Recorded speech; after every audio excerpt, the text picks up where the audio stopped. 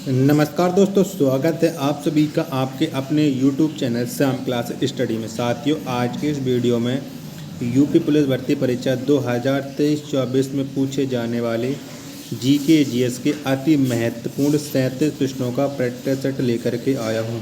प्यारे साथियों, मैं आपको जीके जीएस के वही प्रश्न करा रहा हूं जो विभिन्न प्रतियोगी परीक्षाओं में पूछे गए हैं और आने वाले समय में ये सारे प्रश्न आपके परीक्षा में पूछे जाने की इनकी प्रबल संभावना है। तो प्यारे साथियों, आज के प्रैक्टिस सेट को पूरा करिएगा और प्रैक्टिस सेट को पूरा करने के बाद आपको अपना स्कोर ईमानदारी के साथ कमेंट बॉक्स में शेयर करना और बताना है कि आपने हमारे इस प्रैक्टिस सेट में 37 में से कितने प्रश्न जो सही किए और ये प्रैक्टिस सेट आपको कैसा लगा। प्रैक्टिस सेट पसंद आए तो वीडियो को लाइक कर देना। चैनल को आपने अभी तक सब्सक्राइब नहीं किया होगा तो चैनल को आप ज़रूर सब्सक्राइब कर लीजिएगा और इस प्रैक्टिस सेट को पूरा करने के बाद इसे आप अपने उस दोस्त तक पहुंचा देना जो यूपी पुलिस भर्ती परीक्षा 2023-24 की तैयारी कर रहा है और इस बार वो सिलेक्शन लेने की ठान रखा है। सिलेक्शन आपको जब भी मिलेगा जब आप लगातार प्रैक्टिस सेट लगाते रहोगे, क्योंकि प्रैक्टिस सेट वो जरिया है जिससे अभ्यर्थी को पता चल पाता है कि उसकी तैयारी कैसे चल रही है। बिना प्रैक्टिस सेट के आप यूपी में या किसी भर्ती का एग्ज़ाम नहीं निकाल पाओगे। तो मुझे आशा नहीं, पूरा उम्मीद है कि आप सभी लोग लगातार प्रैक्टिस सेट लगाएंगे और हमारा सपोर्ट करेंगे, क्योंकि आप सपोर्ट करोगे तभी हम हैं, बिना आपके सपोर्ट के हम कुछ नहीं है। तो इन्हीं सब बातों को ध्यान में रखते शुरू करते हैं आज का अपना ये प्रैक्टिस है। तो पहला प्रश्न है आपके सामने कि अकबर का जन्म कब हुआ था। तो कब हुआ था अकबर का जन्म, ये आपको बताना है। तो अकबर का जो जन्म हुआ था वो हुआ था 15 अक्टूबर 1542 में। कब? 15 अक्टूबर 1542 में अकबर का जन्म हुआ था। तो एक का राइट आंसर हो जाएगा ऑप्शन संख्या सी। प्रश्न नंबर 2 है आपके सामने कि भारतीय राष्ट्रीय कांग्रेस के प्रथम मुस्लिम अध्यक्ष कौन थे। तो कौन थे? भारतीय राष्ट्रीय कांग्रेस के जो प्रथम मुस्लिम अध्यक्ष थे वो थे बदरुद्दीन तैयब जी। कौन? बदरुद्दीन तैयब जी ये भारतीय राष्ट्रीय कांग्रेस के प्रथम मुस्लिम अध्यक्ष थे। तो 2 का राइट आंसर हो जाएगा ऑप्शन संख्या सी। प्रश्न संख्या 3 है आपके सामने कि लोहे स्तंभ को किसके द्वारा बनवाया गया था। किसने बनवाया था लोहे स्तंभ को, ये आपको बताना है। तो बताइएगा प्रश्न संख्या 3 का राइट आंसर क्या हो जाएगा। तो लोहे स्तंभ को बनवाया था चंद्रगुप्त द्वितीय ने। किसने? चंद्रगुप्त द्वितीय ने।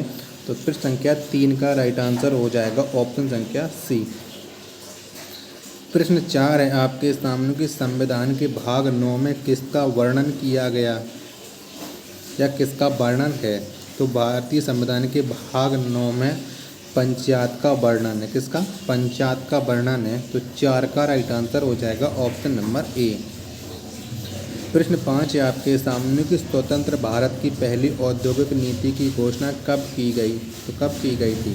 तो स्वतंत्र भारत की जो पहली औद्योगिक नीति है इसकी घोषणा 1948 में की गई। कब? 1948 में। तो 5 का राइट आंसर हो जाएगा ऑप्शन नंबर डी। प्रश्न संख्या 6 आपके सामने की सबसे अधिक विषैली मछली कौन है।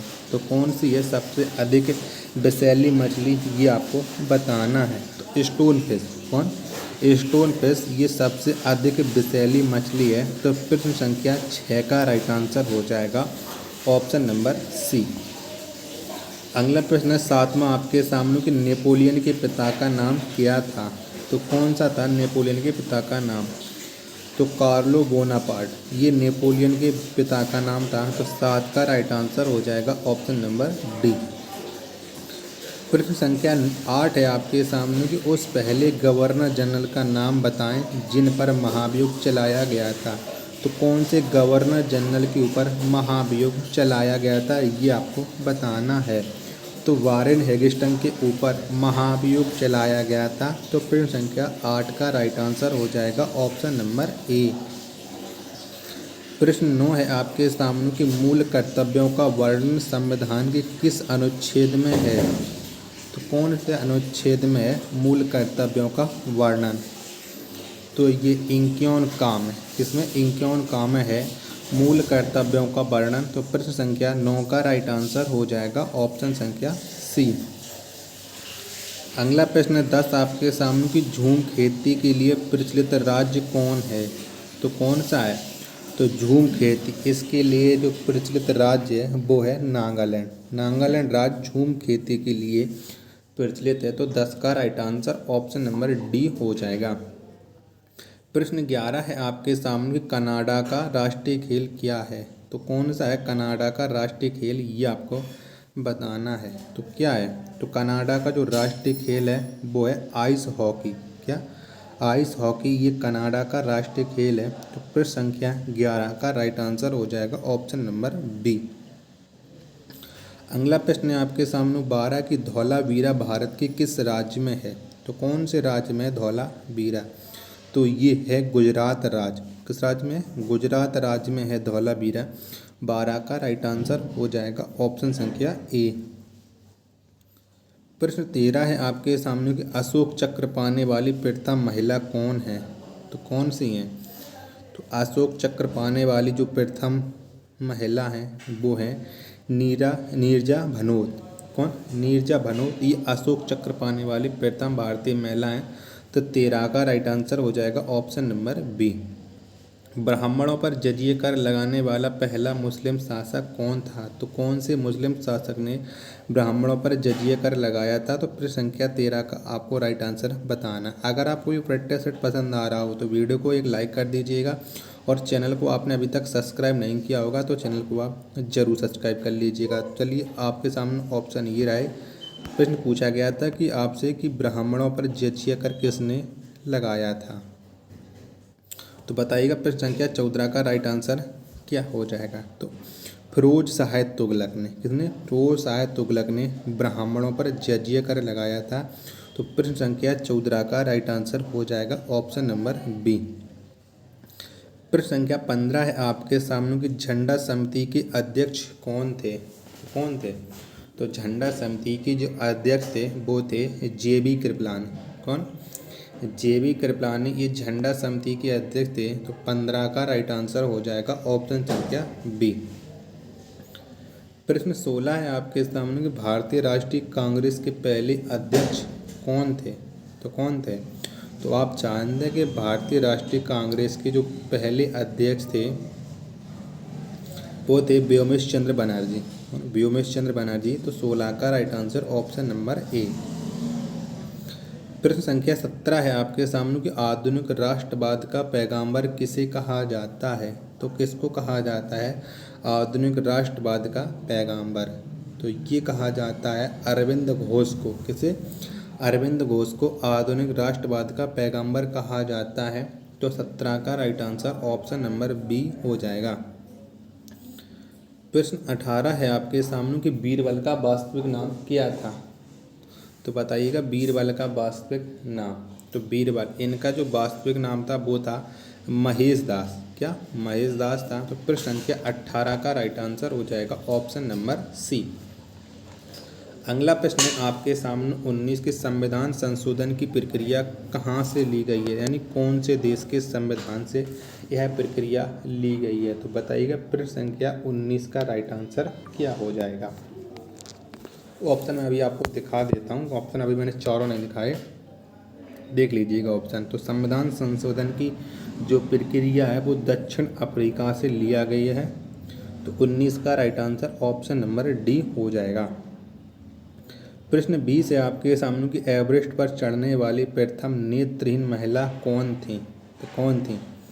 तो एवरेस्ट पर चढ़ने वाली जो प्रथम नेत्रहीन महिला थी वो थी एरिक बीन मेमर। कौन, एरिक बीन मेमर, ये एवरेस्ट पर चढ़ने वाली प्रथम नेत्रहीन महिला थी। तो प्रश्न संख्या 20 का राइट आंसर हो जाएगा ऑप्शन नंबर ए। प्रश्न 21 है आपके सामने कि भारत में पहली बार जनगणना कब हुई। तो कब हुई थी। तो भारत में जो पहली बार जनगणना हुई थी वो हुई थी 1872 में। कब, 1872 में पहली बार जनगणना हुई थी। तो प्रश्न संख्या 21 का right answer option number C हो जाएगा। प्रश्न 22 है आपके सामने कि प्रथम फैक्ट्री अधिनियम किसके शासनकाल में पारित हुआ था। तो किसके शासनकाल में पारित हुआ था? तो जो प्रथम फैक्ट्री अधिनियम है ये लॉर्ड रिपन के शासनकाल में पारित हुआ था। तो प्रश्न संख्या 22 का right answer option number B हो जाएगा। प्रश्न 23 है आपके सामने कि राज्यसभा की पहली बैठक कब हुई थी? तो कब हुई थी? तो राज्यसभा की जो पहली बैठक हुई थी वो 13 मई 1952 में हुई थी। कब? 13 मई 1952 में हुई थी। तो 23 का राइट आंसर हो जाएगा ऑप्शन नंबर ए। प्रश्न 24 है आपके सामने कि पर्वत चोटी K2 की ऊंचाई कितनी है? तो कितनी है? तो पर्वत चोटी K2 इसकी जो ऊंचाई है वो 8611 मीटर है। तो प्रश्न संख्या 24 का राइट आंसर हो जाएगा ऑप्शन नंबर सी। प्रश्न संख्या 25 है आपके सामने कि वसा को पचाने वाला एंजाइम कौन है? तो कौन सा एंजाइम है जो वसा को पचाता है? बताइएगा। इस प्रश्न का राइट आंसर क्या हो जाएगा? तो वसा को पचाने वाला जो एंजाइम है वो है लाइपेज। क्या? लाइपेज ये वसा को पचाने वाला एंजाइम है। तो प्रश्न संख्या 25 का right answer option number D. प्रश्न 26 है आपके सामने कि प्रत्येक ज्वार के बीच कितने समय का अंतर होता है? तो कितने समय का अंतर होता है? तो प्रत्येक ज्वार के बीच में 12 घंटे 26 मिनट का अंतर होता है। तो प्रश्न संख्या 26 का राइट आंसर हो जाएगा ऑप्शन नंबर सी। प्रश्न 27 है आपके सामने कि अशोक के लेखों को सबसे पहले कब पढ़ा गया? तो आप जानते हैं कि अशोक के लेखों को सबसे पहले जेम्स प्रिंसेस ने पढ़ा था, लेकिन वो कौन से समय पढ़ा था, यानी कौन सी वो ईयर थी जब ये पढ़ा गए? तो 1837 में पढ़े गए थे। तो प्रश्न संख्या 27 का right answer option number B हो जाएगा।